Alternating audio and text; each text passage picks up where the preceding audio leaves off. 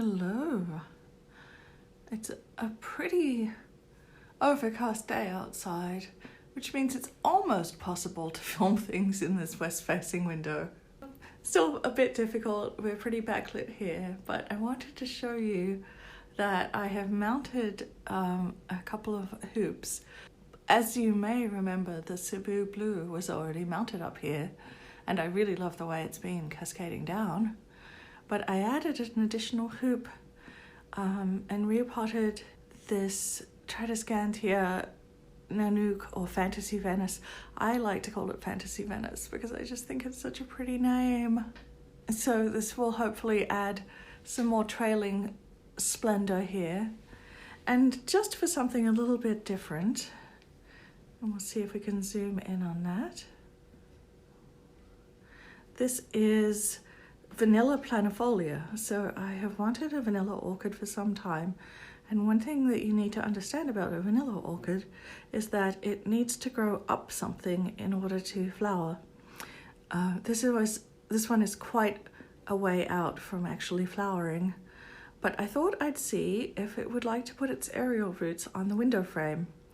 It's my window frame, so I can do what I want with it. And in this case, I would like to invite it to be host to this beautiful plant. So we shall see what happens with that, and I may need to do something else to encourage that to grow up there. But fingers crossed, because there was already a very strong aerial root coming off of the vine before I planted it up there. So we'll see what happens. And additionally to planting it there, one thing I do want to do is I want to add some hooks up here, this little 3M hooks that you can use to bring this Cebu Blue pothos across, and I might also put some of those hooks in place up this frame to see if that helps. We'll see if that's necessary. So what else is going on in this beautiful interior garden room? I would love you to see that there is a bit of new growth coming out. This is off the biggest leaf on my monstera, the one that's got the biggest fenestrations, most fenestrations. And also in back here, this one has new growth coming off it too. So that's very springy and exciting and green, and that'll be fun to watch coming forth. And of course, I'll always share what's happening with the new growth because it's pretty delightful to watch. Another surprise for me that was completely unexpected but very welcome is, I think you can see in here, I had to struggle past some other bits of foliage to get to her, but can you see? Yes, Paphiopedilum wardii for the second year in a row is giving me a bud. And it had been since the end of 2017 before it rebloomed last year, a little later in the year than this last year, and now here we are going again. So not only did we have new growth on the other side of this, around, sorry, my cymbidium is in the way. We have a chunk of new growth coming in, but also we're going to go into bloom. I added a couple more plants into this little setting. Oh, so one thing I wanted to mention, so this is the Macodes petola. It is naturally sparkly, but it also has some water on it this morning. I had thought when that arrived that it was leggier than I wanted, but actually what it did was fold itself down. As soon as it got settled in, I got worried. I was like, is it drooping? What's happening? But no, it folded itself down, popped an aerial root, and rooted itself more firmly in the soil rather than being all tall and gangly. So that was actually rather delightful. I hadn't expected that.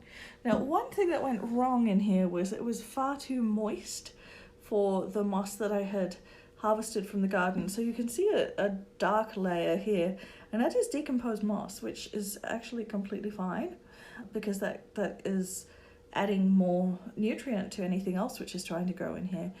So I did pop in this new Ficus pumila, so it's the same kind of plant as the quercifolia that we've talked about, which has those oak leaves, but this one has slightly larger, brighter green leaves. Fingers crossed, what you do with this is you place it in here and you hope that it roots. So we see some discoloration on this one, so it hasn't quite rooted yet, I don't think, but I think it's got a very good chance. Also, I bought some of this Syngonium mini pixie for a different build that I was making, and it just arrived. There was just so much of it in the one pot that I've been sticking it in as a little extra plant in some of my other terraria, and so I think it looks very fetching in here. I'm really kind of enjoying just having made some changes to this and just giving it a little more fill as a garden. You can still see the terrace work, but it just has a real overgrown lush vibe, which we would like. So this baby looks terrible. Okay, this is my very expensive plant, the Why Did I Do That plant, that arrived home and immediately dropped off the top of its body, leaving behind some roots and presumably a bulb, because this is an Alocasia aslanii and they have a bulb as well as roots. But I did manage to root the top in water and I've now carefully transferred it into some damp soil. It does have what looks like it's trying to be new growth, but it also looks like it's not doing very well. That was coming out while the roots were in water, so we shall see what happens with this one. As I said, a couple of times I've said it has been very expensive. I foolishly impulse watered, but if nothing else, I've got a lot of entertainment out of trying to get it to stay alive. So, and in its own way, there is a beauty to the decay. There's a beauty to the way this leaf is dying that I really want to highlight. Just look at that as a texture, as a pattern, and just think about how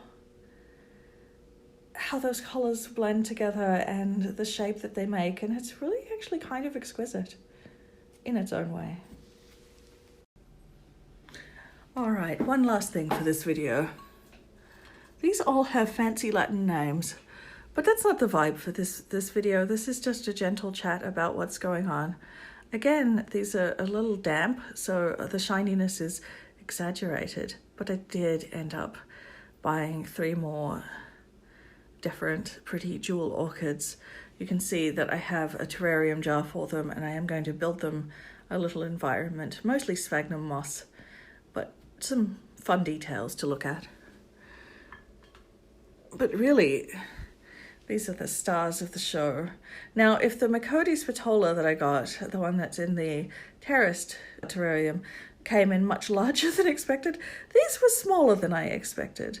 But I think that they're just so beautiful and they're so healthy. They came in excellent shape that I think that I'm going to be very happy with them, and we're going to be able to give them a good home. We'll definitely discuss them in more detail because well, for one thing, I do want to show you at some point where they're not just completely soaked in water, because you cannot quite get the glory of how sparkly they are.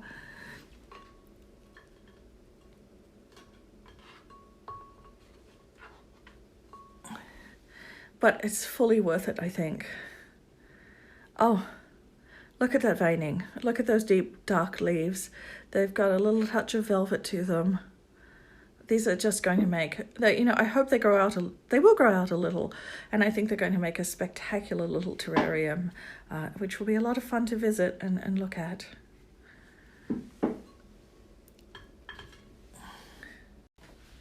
So that's the major news from the plants at the moment. Everything seems pretty happy. I have another terrarium off screen that I'm not showing you because it's a secret. It's a surprise. Well, it's not a surprise that it's happening, that it's being built, but it is a surprise what it's going to look like. I'll probably do a little video of that and just show you what it looks like after it's been given to the person it's for. But yeah, otherwise this is what's happening in the plant world, in the garden room.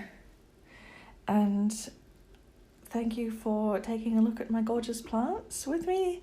And please tell me if you have anything that you're excited about growing with you right now.